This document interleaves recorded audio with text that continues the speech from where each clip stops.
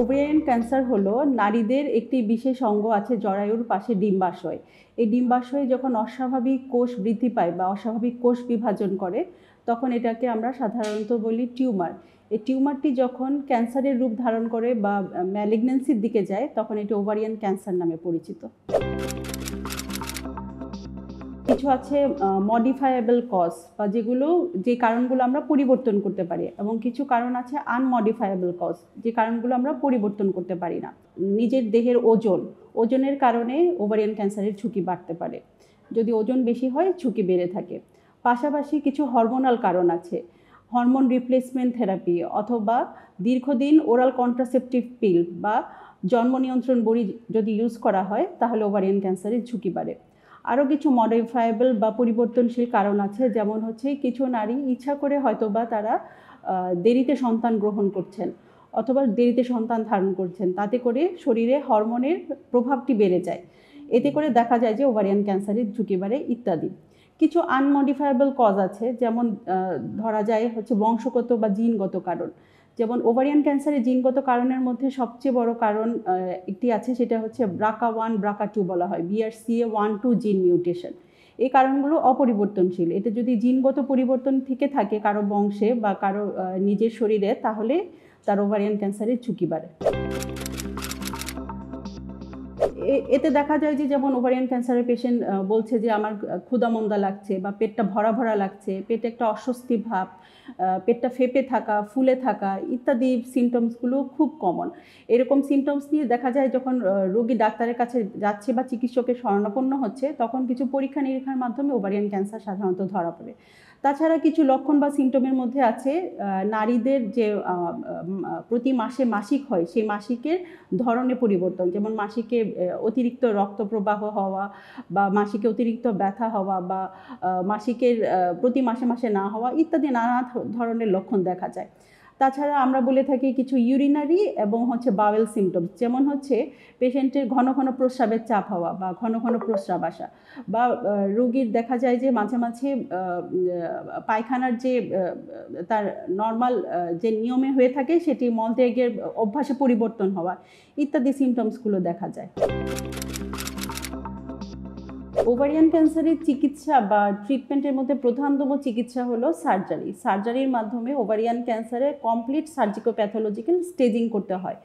এর মাধ্যমেই প্রথম চিকিৎসাটি সম্পন্ন হয় এবং দ্বিতীয়ত পেশেন্ট পরবর্তীতে কী কী চিকিৎসা পাবে তা নির্ধারণ করা হয়। পরবর্তী চিকিৎসার মধ্যে সিস্টেমিক থেরাপি আছে, যার মধ্যে আছে কেমোথেরাপি এবং ক্ষেত্রবিশেষে টার্গেটেড থেরাপি, ইমিউনোথেরাপি ইত্যাদি। তো কেমোথেরাপিটি অনেক সময় দেখা যায় যে যদি শুরুতেই সার্জারি করা পসিবল না হয়, পেশেন্ট সার্জারির স্টেটে না থাকে, তাহলে শুরুতে কেমোথেরাপি দিয়ে রোগের পরিমাণ কমিয়ে কিছুটা তখন তারপরে সার্জারির দিকে যাওয়া হয়। আমরা জানি যে কোনো ছোটোখাটো কাটাছিঁড়ার সেটিকে ক্ষত শুকাতে বা ক্ষত নিরাময় হতে সময় লাগে। তো ওভারিয়ান ক্যান্সারের সার্জারি একটি বড় ধরনের সার্জারি, যেখানে হচ্ছে জরায়ুর পাশে নারীদের যে টিউব থাকে, টিউব এবং ডিম্বাশয় এটি পুরোপুরি রিমুভ করা হয়। পাশাপাশি পেটের ভিতরে যে আবরণ বা ওমেন্টাম সেটিও রিমুভ করা হয়, এবং পেটের ভিতরে কিছু লিভ নোডস বলি আমরা, যেখানে ক্যান্সারটি ছড়িয়ে যায় বা যাওয়ার সম্ভাবনা থাকে, সেই জিনিসগুলো সব কিছু রিমুভ করা হয় বা সব কিছু অপসারণ করা হয়।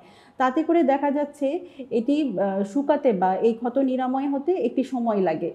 তো সার্জারির কিছু সাইড ইফেক্টের মধ্যে আছে, যেমন সার্জারি ক্ষত নিরাময় হতে দেরি হচ্ছে, অথবা সার্জারির সময় কোনো যে অর্গানে আমরা আঘাত করতে যাচ্ছি না এরকম কোনো অর্গানে আঘাত হয়ে গেল, এ ধরনের কিছু সাইড ইফেক্ট হয়ে থাকে।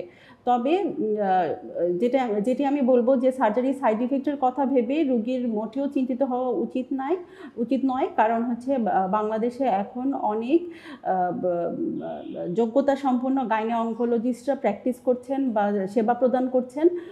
ওনারা যথেষ্ট অভিজ্ঞতা সম্পন্ন এবং যথেষ্ট সুন্দরভাবে সার্জারিটি সম্পন্ন করতে সক্ষম। ওভারিয়ান ক্যান্সারের প্রধানতম চিকিৎসা হচ্ছে সার্জারি। তো শুধুমাত্র ওষুধ দিয়ে ওভারিয়ান ক্যান্সারের চিকিৎসা হয়ে থাকে কিউরেটিভ ইন্টেন্টে বা পুরোপুরি নিরাময় করার উদ্দেশ্যে এরকম সাধারণত হয়ে থাকে না। তবে কিছু কিছু ক্ষেত্রে আমরা শুধুমাত্র ওষুধ ইউজ করে, সেটা হচ্ছে পেশেন্ট যদি একেবারেই সার্জারির জন্য ফিট না হয় বা পেশেন্ট দেখা যাচ্ছে একেবারে টার্মিনাল স্টেজে চলে গেছে, তখন একেবারেই সার্জারি করা পসিবল না বা ওষুধ বা কেমোথেরাপির মাধ্যমেও রোগটি খুব বেশি কমানো সম্ভব হয়নি, তখন হয়তো রোগীকে শুধুমাত্র প্যালিয়েটিভ ইন্টেনশনে বা শুধুমাত্র রোগটি কিছুটা নিয়ন্ত্রণ করার উদ্দেশ্যে আমরা শুধুমাত্র ওষুধের মাধ্যমে তখন ট্রিটমেন্ট করে থাকি।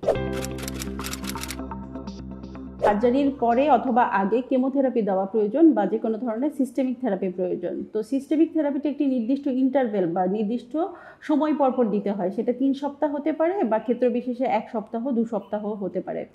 এই কেমোথেরাপিটি শেষ হলে পরে আমরা কিছু কিছু ক্ষেত্র বিশেষে মেইনটেন্যান্স থেরাপি লাগে। মেইনটেন্যান্স থেরাপিটি হয়তো 2 বা 3 বছর দিয়ে থাকা হয়, বিভিন্ন টার্গেটেড থেরাপির মাধ্যমে হতে পারে।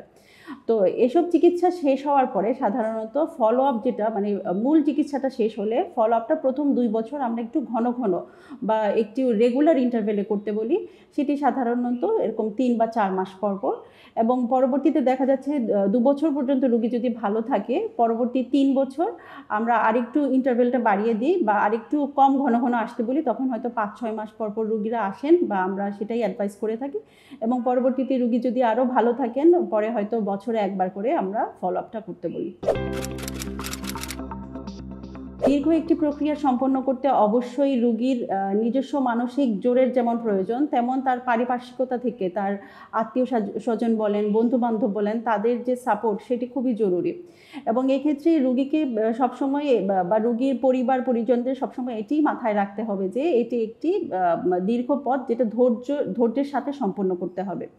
এটার সাথে যে অর্থনৈতিক বিষয়টি জড়িত সেটি যেমন হচ্ছে একসাথে আপনাকে ব্যয় করতে হচ্ছে না, ধাপে ধাপে ব্যয় করতে হচ্ছে, একটি নির্দিষ্ট ইন্টারভেল পরপর বা নির্দিষ্ট সময় পরপর ব্যয় করতে হচ্ছে। তার পাশাপাশি জড়িত আছে হচ্ছে পেশেন্টের ভালো মতো নিউট্রিশনের বিষয়টি বা পেশেন্টের পুষ্টির বিষয়টি, পেশেন্টের মানসিকভাবে সুস্থতার বিষয়টি। এই জিনিসগুলো কিন্তু রোগ নিরাময়ে গুরুত্বপূর্ণ ভূমিকা পালন করে। সচেতনতা সম্ভব যদি পেশেন্ট তার লাইফস্টাইল মডিফিকেশন করে, ডায়েট মডিফিকেশন করে। এর মাধ্যমে আমি বলতে চাচ্ছি যে যেমন হচ্ছে আমি বলেছি যে ওবেসিটি বা অতিরিক্ত ওজন বৃদ্ধি যেমন ওভারিয়ান ক্যান্সারের কারণ হতে পারে, বা হরমোনের যে ব্যবহার তাতে যে ওভারিয়ান ক্যান্সারের কারণ হতে পারে, তাহলে এই মডিফায়েবল বা পরিবর্তনযোগ্য যে কারণগুলো সেগুলোকে আমাদের অ্যাড্রেস করতে হবে।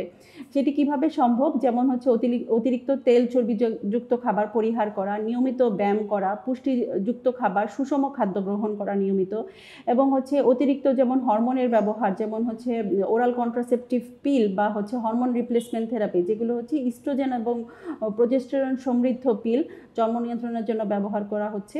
তো সেগুলোর ব্যবহার নিয়ন্ত্রিত উপায়ে করা বা বিকল্প পদ্ধতি ব্যবহার করা।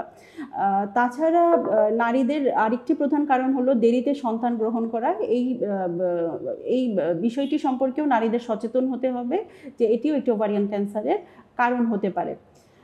এবং বংশগত কারণের মধ্যে যেটি আছে যে কারো বংশে যদি ব্রেস্ট ক্যান্সার বা ওভারিয়ান ক্যান্সার হয়ে থাকে, তাহলে বংশগত বা জিনগত কারণটি তার মধ্যে বিদ্যমান আছে কিনা সেটি বোঝার জন্য BRCA1-2 টেস্টিং করা সম্ভব, যেটা এখন বাংলাদেশেই সম্ভব হচ্ছে।